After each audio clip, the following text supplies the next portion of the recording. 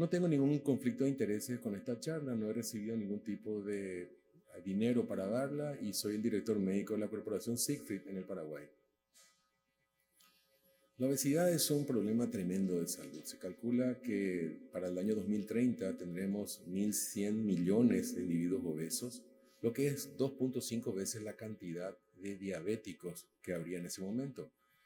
Hay una fuerte tendencia a desarrollar moléculas de análogo GLP-1 que puedan mejorar la morbimortalidad de este grupo de personas y de aquellos que tienen. Las hormonas incretinas, como los análogos GLP-1, se liberan en el intestino siempre en relación a un alimento. Primera buena noticia, no causan hipoglucemia. Estos GLP-1 se liberan en el colon distal, en el ilion distal y en el colon, una molécula polipeptídica de 30 aminoácidos, y el GIP, que es otra molécula que tiene más potencia aún, es de 4 aminoácidos y se libera en el duodeno y en el yeyuno. Ambas hormonas rápidamente son liberadas luego de la digestión. Aparentemente hay un control neuronal que estimula la producción de insulina de las células pancreáticas de una manera dependiente a la glucosa. Por eso repito, son moléculas muy seguras en lo que significa hipoglucemia. En este gráfico vemos que ya desde los años 70, a ver si puedo mostrar así, ya desde los años 70 teníamos una cantidad de trabajos que venían desarrollándose para conseguir evolucionar moléculas similares, análogos similares al GLP-1 y al GIP. Esta incretina, los análogos GLP-1, hormonas gastrointestinales, regulan el apetito, el metabolismo de los carbohidratos, la función pancreática y diversas funciones del sistema cardiovascular. Su acción se lleva a cabo por la unión que tienen con las células beta del páncreas, que son productoras de insulina dependiente de glucosa. Se necesita en ese proceso de adaptación a la hiperglucemia, mejora la supervivencia de las células beta, pero en la historia natural de la enfermedad se ha descubierto que en los pacientes diabéticos hay un cierto tipo de resistencia que afecta y previene la característica de estimulación de los GLP-1. En este momento, aquí tenemos un listado de las hormonas análogas que se están utilizando de los GLP-1 como exenatide, liraglutide, el exenatide de acción prolongada, dulaglutide y semaglutide. Como pueden ver acá, a ver, en esta parte, el exenatide es de pequeña, de corta acción, se necesita usar 2 veces al día. Las demás son de acción prolongada, ya sea que se use o una sola vez al día como la liraglutide o una sola vez a la semana como las demás. Todas, y esto les remarco, todas tienen bajísimo riesgo de hipoglucemia y todas son moléculas que tienen muy buen efecto en la bajada de peso. Estas drogas han mostrado una gran eficacia en el control glucémico y en la protección cardiovascular, por cual este grupo farmacológico se ha posicionado como una opción muy importante porque demuestra reducción de eventos cardiovasculares. Ya desde el 2016-2017 que tenemos trabajos científicos que muestran una disminución enorme de la morbimortalidad en los trabajos donde se buscan como endpoint, los MACE-3, por ejemplo, han reducido la mortalidad en un promedio de 18-19% aproximadamente. ¿Qué características remarcables tienen? Son buenas drogas metabólicas para el control metabólico, especialmente la glicemia postprandial, ese pico postprandial que tanto nos molesta a los internistas. No produce hipoglucemia, reduce el peso y si le hacemos bajar de peso a nuestro paciente diabético, aleluya.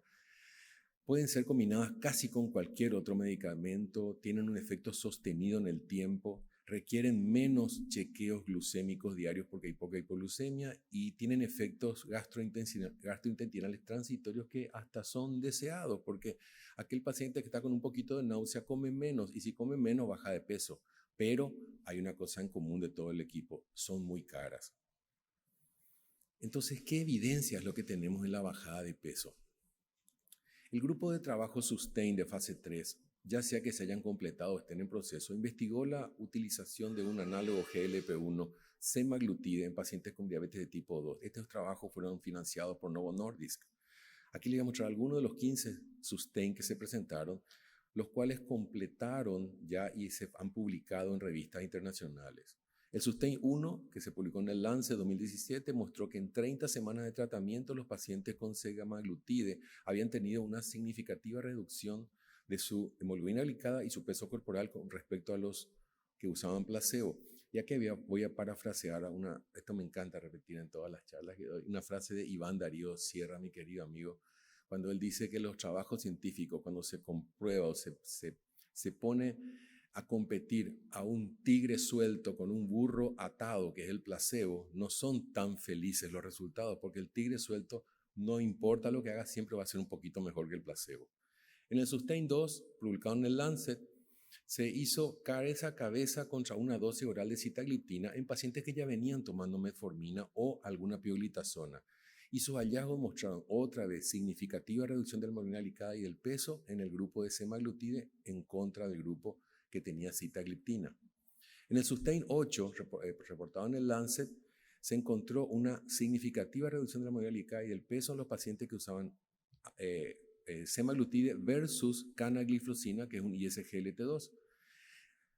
Demostraron muchísimo más pérdida de peso, un promedio de 5.3 contra 4.2 en el mismo periodo de tiempo. Luego hubo un estudio posterior que mostró que había una pata del trabajo donde más o menos empataban ambos. En el Sustain 9, publicado en el Lancet, se encontró que semaglutide contra un inhibidor SGLT2, nuevamente, en 30 semanas de tratamiento, 302 pacientes, nuevamente semaglutide una disminución de peso mayor de 1.4% de la reducción de hemoglobina glicada que los que tenían placebo y perdieron más peso también. Hasta acá todo muestra que los que están usando análogos GLP-1 están perdiendo más peso que las otras drogas que tenemos. En el Sustain 10 se favoreció el uso de un análogo GLP-1 contra el liraglutide, que son dos GLP-1 uno contra el otro. ¿Y qué encontraron? Que el control glucémico fue mejor con semaglutide, con un promedio de reducción de la hemoglobina glicada de 1.7 contra 1% en la semana 30, y que la pérdida de peso también fue mayor de 5.8 contra 1.9 kilogramos. Sabemos que el liraglutide es una droga que no les hace bajar muy bien de peso a nuestros pacientes diabéticos. Sin embargo, la semaglutide ha tenido ese efecto en el Sustain 10. Y el Sustain Forte, que se presentó en la sesión virtual del ADANA número 81, usó la mayor dosis posible de semaglutide en un trabajo que estimó en 2.2% de puntos comparado con 1.9% para la dosis estándar. Esta dosis alta, que vendría a ser 2.4 miligramos, bajó significativamente más la masa corporal con una reducción de 6.9 contra 6 kilogramos. Entonces se dan cuenta que aún usando contra la misma droga, pero en dosis estándar versus dosis plena, otra vez se tiene un efecto favorable en bajada de peso. ¿Cuál es la contra? Que los pacientes habrán de tener tantas más náuseas o vómitos o malestar cuanto más alta sea la dosis. Es algo parecido a lo que nos ha pasado, ya todos conocemos el efecto de las estatinas sobre la mialgia. Cuanto más dosis de estatina, más probable que nuestro paciente se queje de dolores musculares. Cuanto más alta la dosis de un análogo GLP-1, más probable que el paciente se queje de náuseas por la paresia que produce sobre el estómago.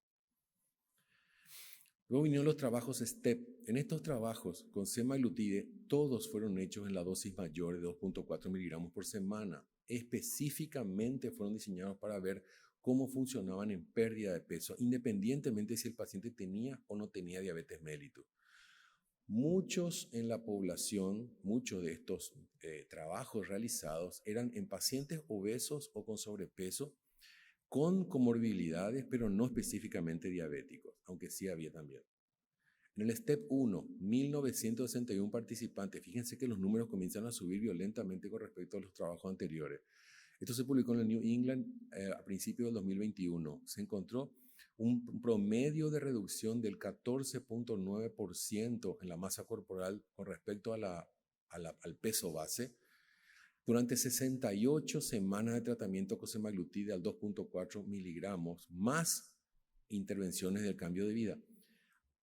Acá tengo que hacer un paréntesis nuevamente. Todas las veces que se le va a poner al paciente con un análogo GLP-1 para reducción de peso, esa es la tercera medida. La primera medida es que tome conciencia de la necesidad de hábitos de dieta saludable. Hábitos saludables para el resto de la vida y no solamente hasta que le quede el vestido para el 15 años. Y segundo, ejercicio físico adecuado y persistente. Si el paciente va a comer el día de hoy, el paciente tiene que caminar el día de hoy. Eso tiene validez infinita. Y luego entran los análogos. En este trabajo STEP 1, 86.4% de los pacientes en el grupo de la semaglutide perdieron por lo menos el 5% del peso corporal. Y los efectos adversos fueron los que se esperan para cualquier medicamento de esta clase. En el STEP 2 se hizo sobre pacientes con sobrepeso, pero que sí tenían diabetes de tipo 2. Este trabajo se publicó en Lancet, reclutó 1.210 participantes con diabetes tipo 2 y sobrepeso u obesidad, y se probó 1 miligramo de semaglutide contra 2.4 miligramos contra placebo en 68 semanas.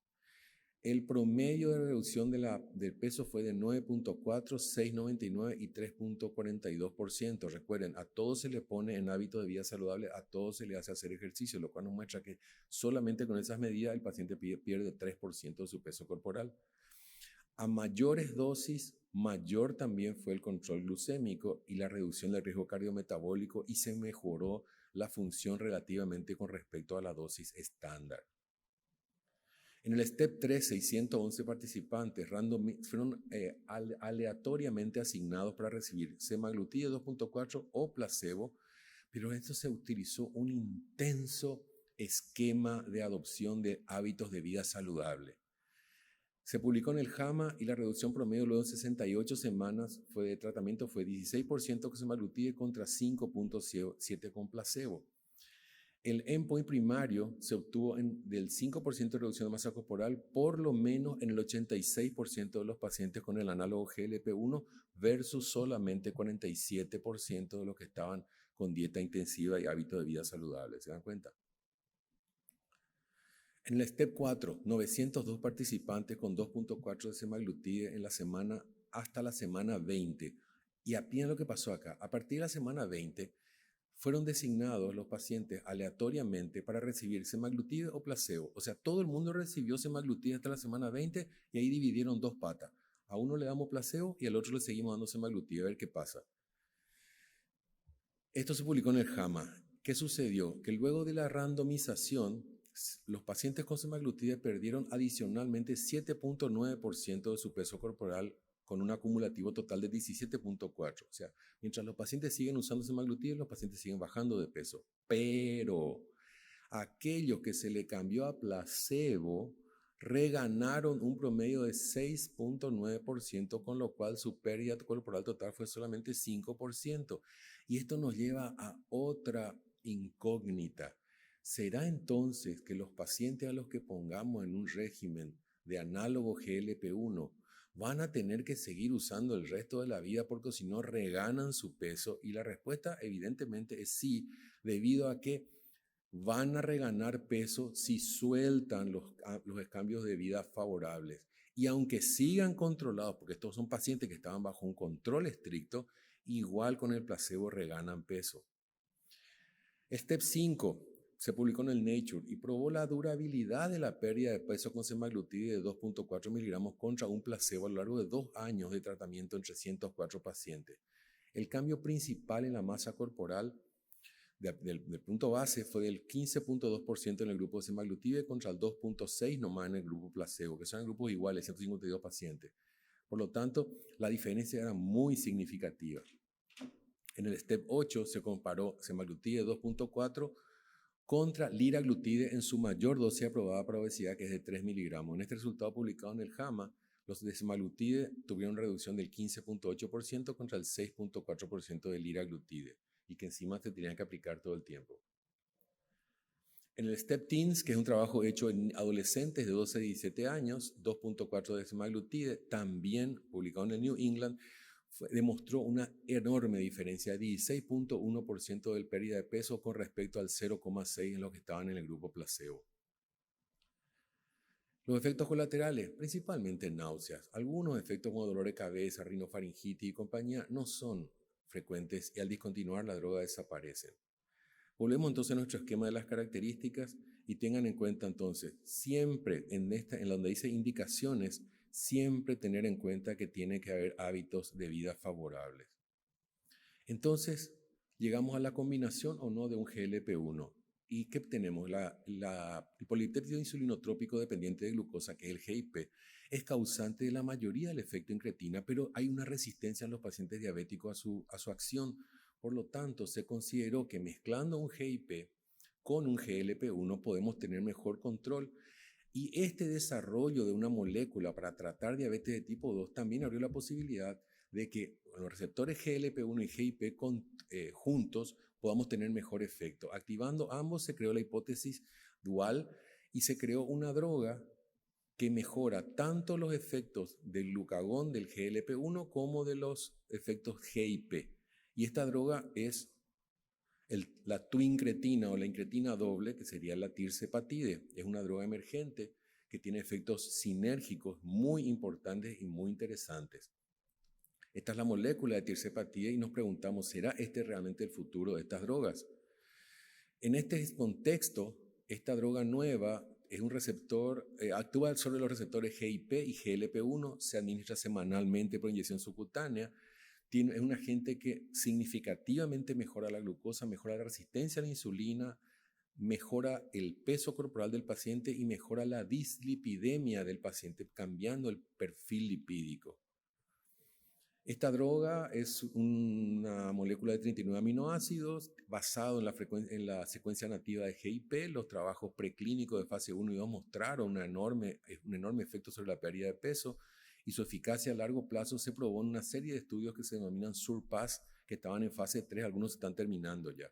Este grupo de trabajo SURPASS, todos son con tirzepatide para buscar la mejoría del control glucémico y la pérdida de peso en pacientes diabéticos. Y estos son todos los SURPASS, tanto los que están terminándose como los que están en curso, y todos están demostrando, nos están abriendo un panorama muy grande y muy interesante en lo que es la mejoría del peso y la mejoría del control metabólico. El SURMOUNT 1, por otro lado, es un trabajo que está en fase 3, ya está terminado, reclutó 2.539 pacientes con obesidad y comorbilidades, excluyendo a la diabetes de tipo 2, todos eran pacientes sobrepeso o obesos, que habían sido diagnosticados con comorbilidades propias de la diabetes. Y fíjense ustedes en los gráficos, la reducción de peso tremendamente significativa que se produjo en los pacientes que utilizaron tirzepatide, ya sea 5, 10 o 15 miligramos contra placebo. Los números son aplastantes. La reducción del peso corporal del 5% por lo menos fue del 85, 88 y 90% en los tres grupos contra apenas 34% en el grupo placebo, que es lo que le está significando acá la rayita roja. Y creemos que en el futuro esta va a ser la tendencia. Las 3 dosis, una vez por semana de tirzepatide, llevaron a una muy significativa reducción de peso en pacientes adultos que no tenían diabetes. Los futuros desarrollos, probablemente vamos a tener futuros desarrollos muy prometedores en este manejo para sobre todo la protección cardiometabólica de los pacientes. Obviamente es necesario determinar los efectos a largo plazo, la incógnita que les dije, será que nuestros pacientes van a usar de por vida semaglutide o similar, y de todos modos estamos en un momento muy emocionante con la aparición de estas opciones terapéuticas para nuestros pacientes. Quiero invitarles, en abril tenemos del 18 al 21 el Congreso Nacional de Medicina Interna en nuestro país con unos ejes temáticos muy interesantes, con precios sumamente accesibles, y para el que no conoce Paraguay, Paraguay es una tierra muy hermosa donde la pasamos muy bien. Si quieren la dirección de nuestra Sociedad de Medicina Interna es informes-sociedad@spmi, que no es la Sociedad Peruana, acá de mi amigo Eduardo que está presente. Y les agradezco muchísimo por haber venido tan temprano esta mañana a escuchar toda esta cantidad de cosas que les di. Muchas gracias.